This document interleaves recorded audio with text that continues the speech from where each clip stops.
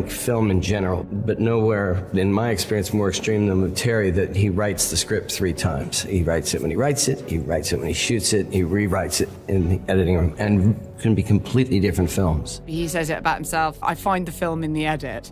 Now, that is the ding-dong, the warning bell. Malick can significantly reshape his films in the edit because he shoots an enormous amount of footage. We shot 1.5 million feet of film. In other films, you may hear like, oh, that was a great moment in that film. But in this, it wasn't that a shame we had to cut all those moments out. He edits his films in such a way that he cuts everybody out of them. Mickey Rourke, I think, was completely cut out of it, or maybe appears in sort of one scene. Billy Bob Thornton did a voiceover.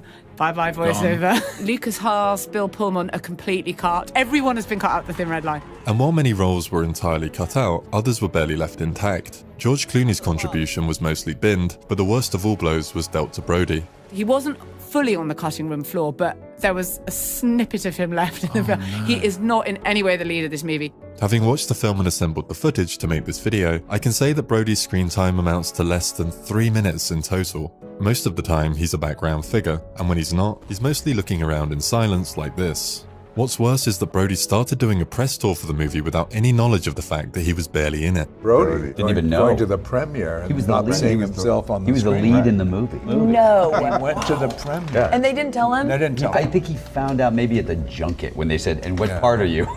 He didn't really mention to Adrian Brody he was no longer the lead. You would hope that they would have told him. And he was in it, but just like...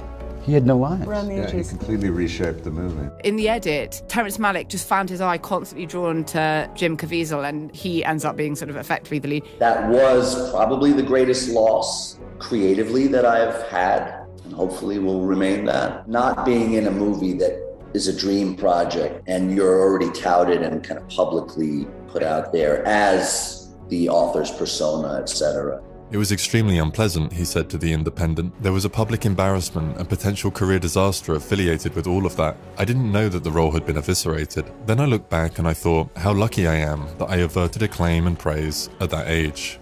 Not everyone who's worked with Malick after The Thin Red Line has been able to see a silver lining when their role has been reshaped in the edit. Christopher Plummer, in a different movie, In the New World, said there was nothing of me left in that movie. Terrence Malick was obsessed with birds and he kept just cutting to birds. He'd say, oh look, there's an osprey over there. Terry gets terribly involved in sort of poetic shots, which are gorgeous. They're paintings, all of them, but he gets lost in that, and the stories get diffused, particularly in our film. I'll never work with him again, of course. I mean, he won't have me.